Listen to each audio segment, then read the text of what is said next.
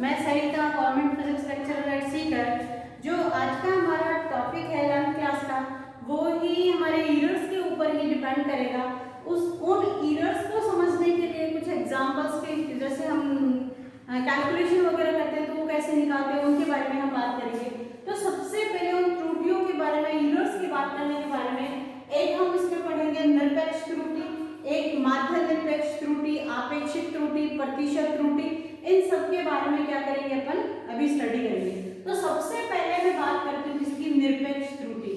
निरपेक्ष त्रुटि का मतलब क्या होता है कि कोई भी हम जब किसी चीज का मेजरमेंट कर रहे हैं, कोई राशि है उसका मेजरमेंट कर रहे हैं, तो उसकी जो वैल्यूज हमारे पास दी हुई है, ठीक है, और उनकी जो वास्तविक मान है, उनका जो डिफरेंस होता है, उसका जो माध्य होता है, उनका जो डिफरेंस होगा, उसका जो परिणाम ही क्या होता है हमारा निरपेक्ष त्रुटि। तो हम इस चीज से नहीं समझ के हम इसको दूसरे तरीके से अपन समझते हैं। जैसे हमें क्या लिखा है कि कोई राशि है, उसकी वैल्यू क्या है, a1 है, a2, a3, उसका मेजरमेंट ही हमें दे दिया कि ये राशि कहाँ तक आ गई, an तक आ गई, ठीक है, अलग अलग वैल्यूज आ गई इसके लिए।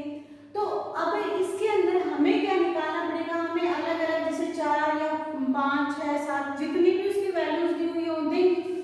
हमें सबसे पहले ये तो क्या हो गया, इसके व्यष्टिगत मान आते हैं, इनको क्या कहते हैं, इनके व्यष्टिगत मान कहते हैं, मान कहेंगे। अब इनका हमें क्या निकालना पड़ेगा, एवरेज, माध्य या औसत।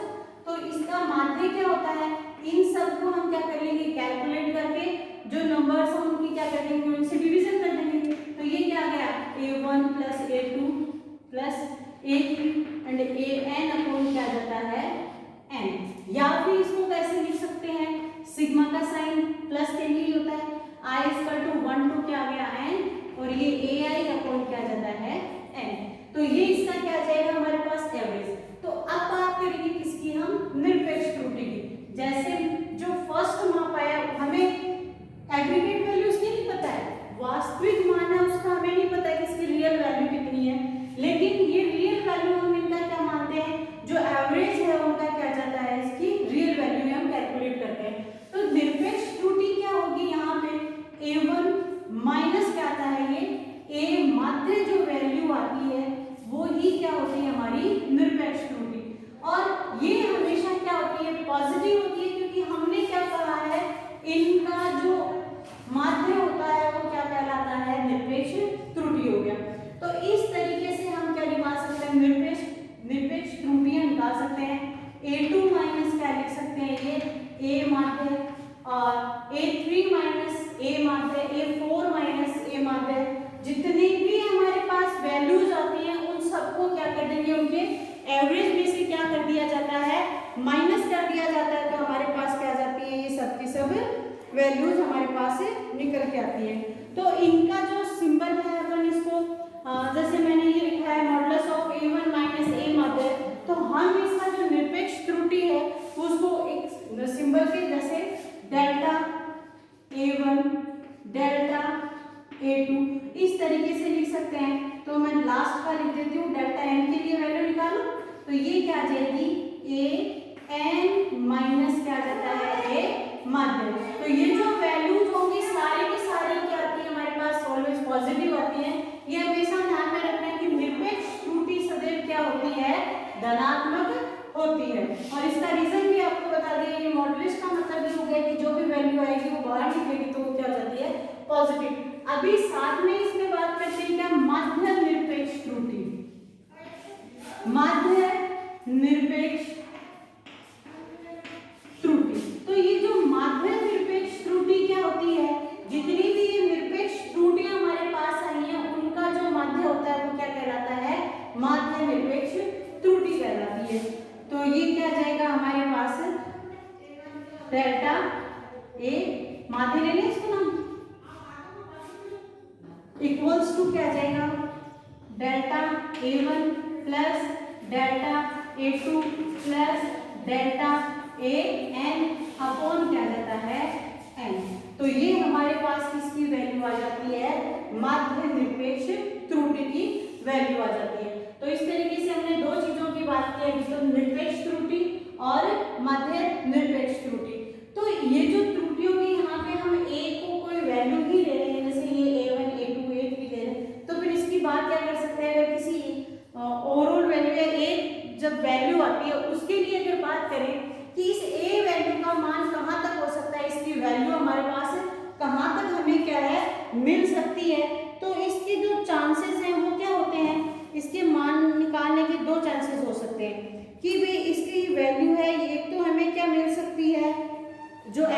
तो बात हम करेंगे, एवरेज की बात तो हम करेंगे।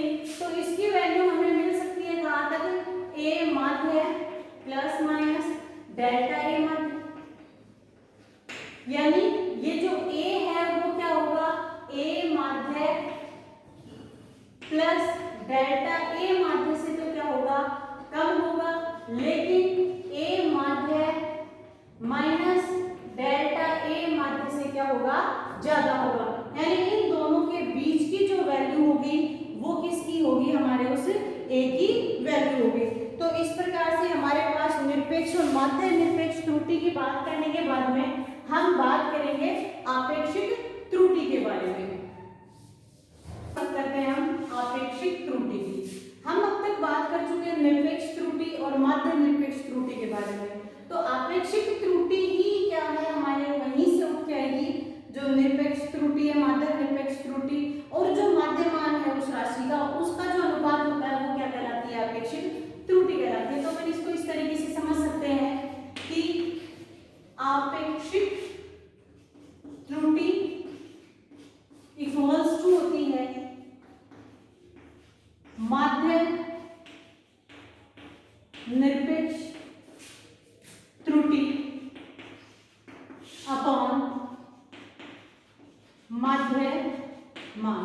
अभी हमने जो कैलकुलेशन की उससे हमारे पास जो आपेक्षिक त्रुटि का जो जिसके लिए हमें निकालना पड़ेगा माध्य निरपेक्ष त्रुटि और जो माध्य मान है उनका अनुपात, तो उससे हम निकाल चुके थे कि माध्य जो निरपेक्ष त्रुटि है उसको तो हमने क्या कहा था, डेल्टा ए माध्य लिया है, ठीक है, और अपॉन क्या गया था, ए माध्य। ये जो अनुपात होता है वो ही क्या कहलाता है, आपेक्षिक त्रुटि। वहीं अगर हम इसका क्या प्रतिशत में अगर वैल्यू निकाल लेते हैं तो इसको आपेक्षिक प्रतिशत आपेक्ष त्रुटि या क्या कह सकते हैं, प्रतिशत त्रुटि भी कह सकते हैं। तो वहीं अगर मैं बात किसकी कर लेती हूँ, प्रतिशत त्रुटि की, जिसका सिंबल अपन लेंगे, ठीक, तो ये हो जाएगा डेल्टा ए माध्य अपॉन ए माध्य इनटू क्या आ जाएगा 100%। यानी कह सकते हैं कि जो आपेक्षिक त्रुटि का जो प्रतिशत मान है वही क्या कहलाती है, प्रतिशत त्रुटि। तो इस तरीके से हमारे पास चार फॉर्मूले हैं। सबसे पहले एक बार इसको रिवीजन में देख लेते हैं अपन कि अगर किसी चीज की हमें a1 a2 a3 अलग अलग वैल्यूज दे रखी हैं तो सबसे पहले तो इनका क्या निकाला जाएगा, माध्य निकाला जाएगा। माध्य निकालने के बाद में हम किसकी बात करेंगे, निरपेक्ष त्रुटि की। तो निरपेक्ष त्रुटि हमारे पास क्या जाती है, a1 माइनस क्या आ गया, a माध्य। मैं सिर्फ एक चीज को लेके चल रही हूँ, निरपेक्ष त्रुटि के बाद में हम किसकी बात करेंगे, माध्य त्रुटि की। तो ये a माध्य हम निकाल लेते हैं, जितनी भी इनका आएगा एवरेज निकालेंगे। फिर हमारे पास किसकी बात आएगी, आपेक्षिक त्रुटि की। तो आपेक्षिक त्रुटि ये जो वैल्यू आई है वो और ये जो a माध्य है, इन दोनों का अनुपात क्या कहलाता है, हमारा आपेक्षिक त्रुटि कहलाता है। इन दोनों का जो रेशियो उसको ही अगर हम परसेंटेज में चेंज कर देते हैं तो हमारे पास क्या वैल्यू आ जाती है, जो भी वैल्यू आती है उसको क्या कहेंगे हम, प्रतिशत त्रुटि कहते हैं। इन चारों के ऊपर न्यूमेरिकल आता है, 100% हमारे पास न्यूमेरिकल मिलता है। तो इनको समझने के लिए हम क्या कर लेते हैं, एक न्यूमेरिकल क्वेश्चन कर लेते हैं। अभी न्यूमेरिकल क्वेश्चन करने के लिए हमें इन चारों के बारे में थोड़ा बहुत पता होना बहुत ही जरूरी है कि ये होती क्या है। तो सबसे पहले इसीलिए हम किनकी बात करते हैं, कि जो फॉर्मूलाज हैं उनकी बात करते हैं। तो जो बुक है हमारी उसको आप ले लो, बुक है जो 11th क्लास की आरबीएससी बोर्ड में एनसीईआरटी की जो न्यू बुक चली है उसके बारे में हम बात कर रहे हैं। तो उसमें एक क्वेश्चन दिया हुआ है, हम उसके ऊपर चलेंगे, एरर्स की कैलकुलेशन करेंगे। हम एक सरल लोलक का दोलन काल ज्ञात करते हैं। जो क्वेश्चन है उसको ध्यान से सुनना। प्रयोग में के क्रमिक मापनों के लिए पाठ्यांक, क्योंकि इसका क्या सरल लोलक का क्या किया हमने, प्रैक्टिकल किया है। उसके लिए जो वैल्यूज आई है इसकी क्या आई है, t1 इक्वल टू आई है 2.63 सेकंड, t2 आया इसके अंदर 2.56 सेकंड और t3 आया है इसके अंदर 2.42 सेकंड और t4 आया है इसके अंदर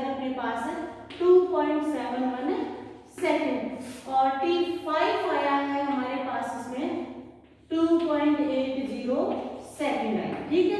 अभी इसमें पूछा है कि इसमें निरपेक्ष त्रुटि, सापेक्ष त्रुटि या आपेक्षिक त्रुटि एक ही चीज होती है।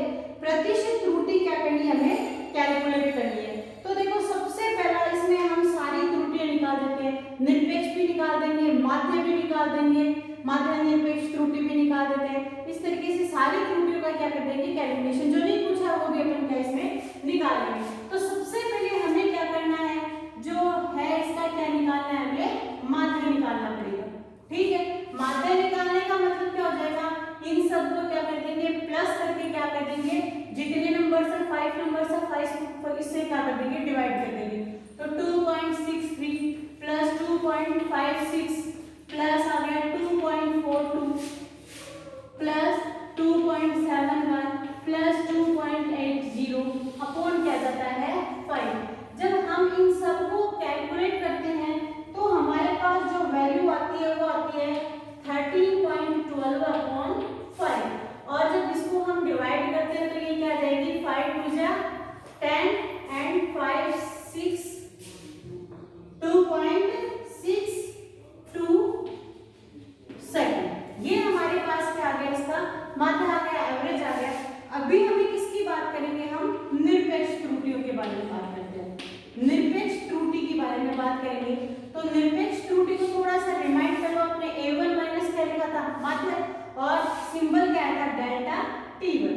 तो ये क्या आ जाएगा, T1 माइनस क्या आ जाता है, T माध्य। मैं सिर्फ एक का फॉर्मूला लिखूंगी, बाद में हम डायरेक्ट उनको कैलकुलेट करते रहेंगे। तो डेल्टा T1 क्या आ जाता है हमारे पास, T1 हमने इसे लिया तो ये क्या आ गया 2.63 माइनस क्या आता है 2.62, तो इक्वल्स टू ये कितने आ जाएंगे हमारे पास 0.01 क्या आ गई, सेकंड आ गई। इसी तरीके से डेल्टा T2 हमारे पास क्या आ जाता है, T2 है हमारे पास 2.56, और ये क्या होगी, हमेशा पॉजिटिव आएंगी ना, इनका क्या निकाल देते हैं परिणाम। तो ये तो प्लस में आएंगे, 2.56 माइनस क्या आता है 2.62, और यहाँ से हमारे पास जो वैल्यू आएगी वो क्या आएगी, माइनस के 0.06। ये भी क्या जाएगी हमारे पास, मैंने कहा इन सबका क्या निकालना है, हमें माध्य निकालना है। तो जो वैल्यूज हमारे पास आती हैं उन सबको क्या कर देंगे, हम प्लस में कर देते हैं। फिर क्या आता है डेल्टा T3, डेल्टा T3 क्या आ जाएगा 2.42 माइनस 2.62, तो इनको माइनस किया तो हमारे पास क्या आ गया ऑलमोस्ट 0.20, और माइनस में आएगा तो माइनस इसको भी कर 0.06 लिख देते पहले, फिर ये आ गया 0.207। इसी तरीके से डेल्टा T4 क्या आ जाएगा हमारे पास, डेल्टा T4 आएगा 2.71 माइनस 2.62, तो इनको माइनस करेंगे तो हमारे पास कितने आते हैं 0.09 क्या आ गई, ये सेकंड आ गई। ऑल आर इन पॉजिटिव, ये हमने पहले ही बात कर ली थी कि जो भी त्रुटियां होती हैं वो किस में आती हैं।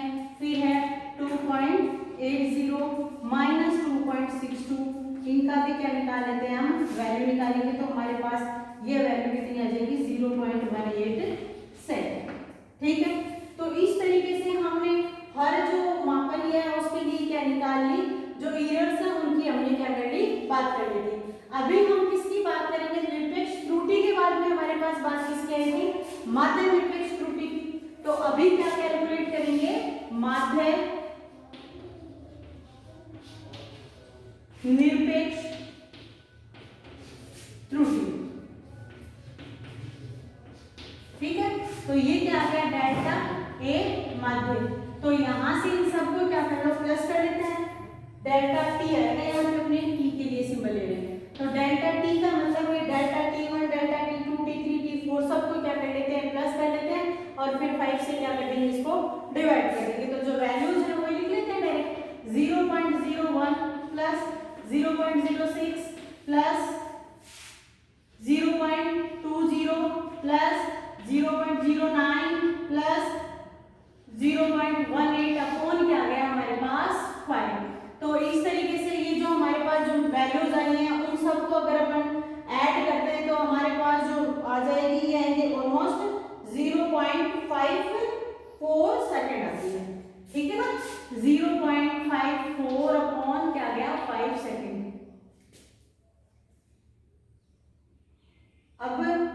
इसको क्या कर दो, डिवाइड कर दो, तो क्या आ गया 0.1, तो ये कितना आएगा 1 आता लगता है, 0.10 आएगा। तो इस 8 वाले को क्या कर देते हैं, इधर कर दिया, तो ये कितना चेंज हो जाएगा अपना 0.117। ठीक है, डिवीजन करके अभी इसी को आगे अगर कैलकुलेट करना है तो अपने को क्या निकालना पड़ेगा, इसके लिए आपेक्षिक त्रुटि। ठीक है, आपेक्षिक त्रुटि के लिए हमने क्या बात की थी कि माध्यक निरपेक्ष त्रुटि और जो टी माध्य है उन दोनों का जो रेशियो होता है, तो यहां से क्या आ जाएगा डेल्टा टी माध्य अपॉन क्या आ गया टी माध्य। तो ये यहां से क्या कर देंगे 0.11 अपॉन क्या आती है टी माध्य की वैल्यू आ रही है अपने पास क्या 2.62। तो इस तरीके से इन दोनों को जो हम डिवाइड करेंगे तो हमारे पास जो वैल्यू आएगी वो ही क्या कहलाती है, आपेक्षिक त्रुटि कहलाती है। और प्रतिशत त्रुटि के लिए अगर बात करते हैं, वहीं किसकी बात करेंगे, प्रतिशत, मैं इधर लिख देती हूं, प्रतिशत त्रुटि यानी डेल्टा ए, ये क्या आ जाएगी वही 0.11 अपॉन क्या आ गया 2.62 इंटू क्या आ गई 100%। तो ये हमारे पास क्या आ जाती है इस क्वेश्चन के लिए प्रतिशत त्रुटि या परसेंटेज एरर की वैल्यू आ जाती है। यही हमारे पास क्या होगी इसकी जो वैल्यू होगी। तो अब हमें यहाँ से पूछा जा सकता है कि ये जो दोलनकाल है इसकी वैल्यू कितनी हो सकती है। तो देखो इसमें एरर हमारे पास कितनी आ रही है 0.11 सेकंड आ रही है या नहीं आ रही, 0.11 सेकंड ही आ रही है। तो इसकी जो वैल्यू कहाँ तक हो सकती है, इसकी वैल्यू होगी 2.62 प्लस 0.11 या 2.62 माइनस क्या है 0.11। इन दोनों के जो बीच की वैल्यू क्या होगी उसी टी की वैल्यू, यानी कि दोलनकाल का जो टाइम पीरियड होगा इन दोनों टाइम्स के क्या होगा बीच में होगा। तो इस तरीके से हमारे पास जो क्वेश्चंस हैं उनके लिए हम त्रुटियों की कैलकुलेशन कर सकते हैं। और ये जो त्रुटियां हैं वो बहुत ही इंपॉर्टेंट है। इसके बाद में भी एक त्रुटियों का और है कि योगात्मक को प्लस माइनस करना, डिवीजन करना, मल्टीप्लिकेशन करना, इन सब के बारे में अपन जो अपनी अगली क्लास है उसके अंदर अपन बात करेंगे। लेकिन ये जो हमारे पास छोटी छोटी 4 चीजें हमने निकाली है, सबसे पहले जो वैल्यूज हैं उनके अलग अलग निकालने हैं, फिर उनका माध्य निकालना है, फिर फर्स्ट में से एवरेज वैल्यू माइनस करनी है, सेकंड में से एवरेज वैल्यू माइनस करनी है निकालनी है, फिर हमें क्या निकालना है आपेक्ष माध्य निरपेक्ष त्रुटि, सबका जो आया माइनस उसको प्लस करके भाग दे दिया, फिर हम आपेक्षिक त्रुटि या प्रतिशत त्रुटि फिर निकालेंगे, आपेक्षिक त्रुटि निकालेंगे या उसे सापेक्ष त्रुटि भी कहते हैं। और 4th नंबर पे हमारे पास आई है प्रतिशत त्रुटि या प्रतिशत आपेक्ष त्रुटि कह दो, आपेक्षिक त्रुटि कह दो या प्रतिशत सापेक्ष त्रुटि कह दो। इस तरीके से इन सब का हमने कैलकुलेशन किया है। तो अपनी जो अगली क्लास है उसमें अपन फिर से जो इन एरर्स की बात करेंगे। Okay, thank you.